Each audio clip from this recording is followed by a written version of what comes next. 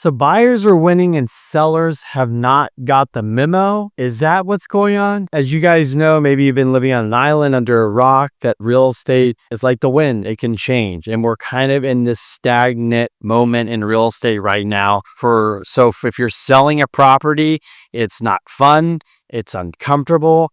It's a pain in the ass, and it's very hard to make your next move because let's be honest, for most sellers over the last 5-6+ years, you list it, you get a buyer, you move on. It's quick, it's easy. Maybe there's bidding wars, maybe there's overpaying. You don't have to worry about it. I mean, heck, you could have probably listed your own property, but now this is where things start to matter. Who you list your property, who you with, what price you list it for, how's the condition. Buyers are getting pickier. There's more options out there, but what's happening is you're just competing with much more inventory. And so buyers, as we come off this, we come into 2025, we came off this crazy, obviously, election. Then we come into the new administration and we got tariffs, we got taxes, we got missiles, we got war. We got it all, folks. It was just like boom, boom, boom, boom, boom. Huge impact. Stock market's up, stock market's down, crypto's up, crypto's down, rates are up. It's just crazy. And so you have tons of instability out there in the market. Powell hasn't cut yet, so rates are still high. Builders are losing confidence, right? Sellers are starting to go, oh my gosh, should I miss the market? Buyers that are on the sidelines are still waiting for rates to come down, affordability. But then there's a lot of buyers that are starting to come out of the woodwork and say, hey, look, maybe it's a time to make a move. Maybe it's a time to put an offer in. But the problem is for you sellers, buyers are smart. Their realtors, if they're working with somebody, are good. There are houses, don't get me wrong, especially here in San Diego, they're priced right. There's bidding wars, there's offers, whether it's in that neighborhood where school districts, walkability, or everybody wants to live, it doesn't matter. There's definitely that presence going on. But the big thing right now is sellers are competing with other sellers, and there's just not enough buyers. There's still a lot that are like, I'm going to go buy and this is exciting, right? If rates drop, that could change the scenario. We just don't know, but we assume it would. So what is really going on? Let's dive into some of the data and see why things are taking longer to sell your house. What are some of the things you can do? And also, what are the things, maybe some things you should not do? So let's just address the elephant in the room real quick. And oh, by the way, my name is Kenny Simpson. If we've never met, I work on 1-4 unit financing. That means people help buy and refinance 1-4 unit properties. Whether you're a first-time buyer, real estate investor, self-employed, you name it, we got you covered. I've been doing this 20 years, helped over 5,000 customers, funded billions of dollars of loans, and I'm here and I shoot videos like this for free to educate you, hopefully that I can help you out. And whether I'm educating you on products or what's going on in the market or interest rates, it doesn't matter. So if you're watching, I appreciate it. And if you'd like to connect with me, there's many ways to do that below. You can call me, text me, email me, set an appointment to chat. So I would love to help you out, but feel free to reach out anytime and love to chat about real estate and help people out every day, all day long, because that's what we do here. We're always funding loans and we're always helping clients out. So back to what I was saying is that it's come clear that a lot of the sellers that are listing their properties are in the I don't care phase. Like, hey, I'm going to list it. If I don't get that offer, I don't care because I got a 2.5% rate. I got a 2% rate. I got a 3% rate. They're comfortable. They don't need to sell. So if they don't get their price, they just don't care. And there's a lot of inventory of that. But then there's also other sellers that do need to sell. And a lot of, we're using the term you're living back in 2022, meaning like you act like there's less inventory. You act like there's buyers are going crazy. You act like interest rates are 2.5%, right? I'm not saying literally you are, but the way you price your property is like you think it's 2022. And so when I talk to people that might have to sell their property to buy something new, I just say, hey, look, make sure you're working with a really good agent, number one. Number two, any low-hanging fruit on your property, like if you could do the touch-up paint, declutter, maybe you're going to move out and, get it ready, stage it, whatever it is, make sure you're putting your best foot forward at this point in time because buyers are becoming smarter and they're also becoming pickier. Number three, for crying out loud, if you know your house is worth 2.2 and your realtor's like, hey, look, it's worth 2.2, it's going to be really tough to even sell at that number. And then you're like, cool, let's list it for $2,395,000. And they're like, I don't think you should do that. And you're like, well, I think we should.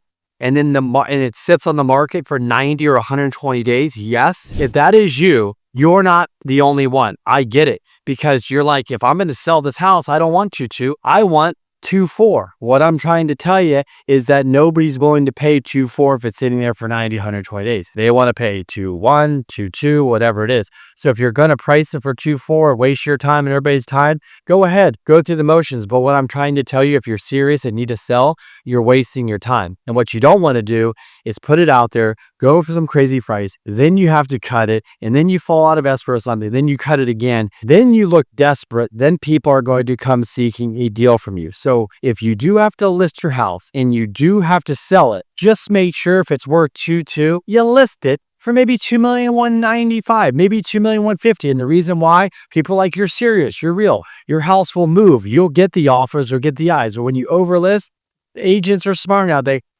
can smell out, you know what, this person isn't serious. They probably know they have a low rate. They don't need to move. They're just throwing it out there to see if they get this number. They get this number, maybe they're willing to go buy something else. And that's kind of how things are going. There's a lot of different sellers out there, and maybe you're in that boat. But if you're serious, be serious about it. And if you're a buyer, yeah, this is your time. And just an FYI, this time, sometimes they come and go quickly. What do I mean? For example, you might be here, you're a buyer right now, you might pick up a great deal. You're like, sweet, I won. This is amazing. And then what you bought today, if rates go down a lot next year, you could be like, I got a great deal. I'm glad I bought now. You could be waiting for rates to go down and think, oh, housing's going to go down. Maybe it will. Maybe we don't. I don't know. All I'm telling you, if rates go down and affordability goes up and payments are going to be, it's cheaper to buy a house, everything, you're going to have many more people come off the sidelines. And trust me, it's going to happen. So it's a great time to, if you can buy right now, even with the rates, it's a great time to get under ask, to probably get your closing costs paid for, a buy down paid for, whatever. Sellers are a little bit desperate right now, some of them, and buyers, you're in a really good seat to take advantage of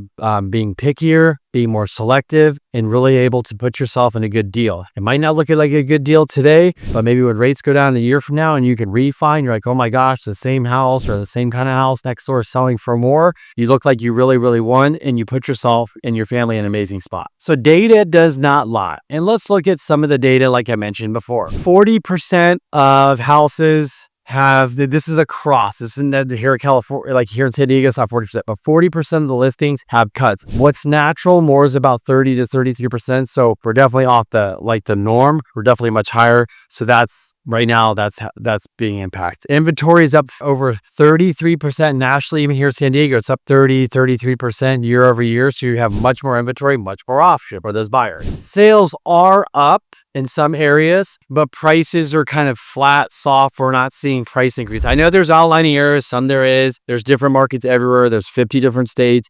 And in those states, there's all these cities. I get it. You might be in a city where like it's still going crazy here. I get it, but not everywhere it is. You're also seeing builders. Builders are not seeing the traffic come through the door. They're having to buy down the rates. They're going to give concessions. They're not really motivated to build right now. So the data, what it's saying is interest rates are still high. 40% of price cuts, right? If you're a buyer, you can get your closing costs, you can get stuff paid for, right? Like they're going to help you out. It's a great time if you can buy right now to do that because the data is in your favor. If you're a seller, let me give you some quick advice. Look, number one, know the comps in your area. Like I remembered what your house is worth, and price competitive if you really want to sell. If you want to sit on the market and get some lofty price, go ahead and waste your time unless your house is some amazing, special, one-of-a-kind type thing, or you're in an amazing location and people know it's like, hey, you're at the beach and this doesn't come up often, you get your price, you might get it. Number two, you have to understand the buyer's mindset. The buyer mindset today is not just like jump through the window, write offers, overpay, forget all the, repairs, this, that. No.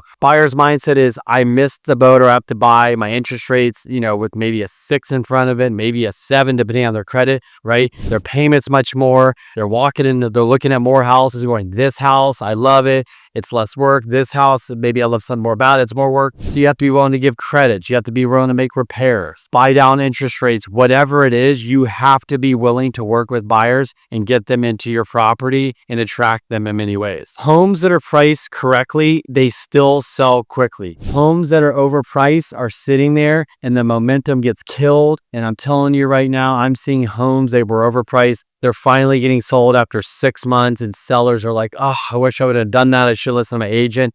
And I get it. You want to get the price. I get it. You're emotional about your house, but you got to understand the buyer's mindset, the buyer's fundamental, and the market fundamentals are against you as a seller trying to get that crazy lofty price. At the end of the day, here's my tips for you. If you're buying, get pre-approved, get ready to move fast. If you're going to lowball somebody or try to get that great deal, you better be able to close fast, remove contingencies, and no BS, right? The data's in your favor. If you're a seller, well, guess what? Know your comps, know your buyer, know the area, and help them out. Think about repairs, closing costs, buy down the rates, and make yourself stand out, which is much more attractive. And maybe be flexible too, sellers and buyers to work together. At the end of the day, data is data. We have more inventory, which is healthy, right? Some markets are more than others. The interest rates are not helping, but guess what? They are going to come down, whether they're forced or the market does it. And this will create much more opportunity for buyers and sellers. So you can buy today. I would 100% buy. Be really smart, be strategic.